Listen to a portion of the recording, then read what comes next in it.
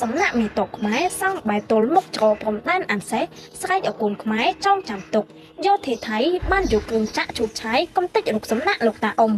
ដែលសង់ឡើងនៅរង្វង់មួយច្រកអានសេះស្ថិតនៅក្នុងឃុំអានសេះ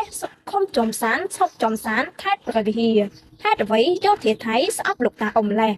តើប្រវត្តិរូបសំណាក់លោកតាអ៊ុំមានអ្វីពាក់ព័ន្ធគំនុំអតីតកាលរវាងខ្មែរសៀមព្រះតេជគុណសឿនសុភាបានលើកដឹងថាតាមប្រវត្តិរឿងព្រេងខ្មែរក្នុងសម័យអង្គរលោកតាអ៊ុំជាមេទ័ពខ្មែរដ៏ខ្លាំងពូកែម្នាក់នៅសម័យសង្គ្រាមលោកបានដឹកនាំទ័ពសេះដ៏អង់អាចជាង 2000 នាក់ទៅទិសខាងជើងដើម្បីបង្ក្រាបទ័ពសៀមបន្ទាប់ពីបានធ្វើដំណើរដល់ចំណុចច្រកនេះលោកក៏បានបញ្ជាឲ្យកងទ័ពទាំងអស់ឈប់អានសិនមានន័យថាឈប់សម្រាកសិន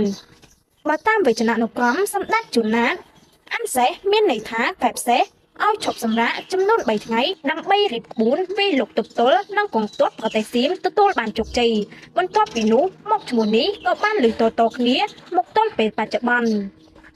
ចាប់ពីពេលនោះមកច្រកទ្វារទីនោះបានជាប់ឈ្មោះជាមួយច្រកទ្វារអានសេះដែលជាច្រកចេញធ្វើសឹកនិងការឈ្លានពានពីសៀមផង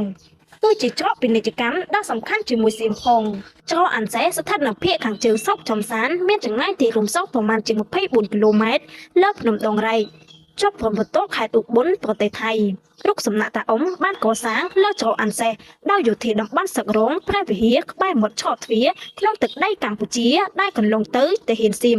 តែងតែចោទខ្មែរថាបានសាងសង់រំលោភឆ្នាំ2000នោះដោយខុសកិច្ចសន្យាដូច្នេះទើបយោធាសៀម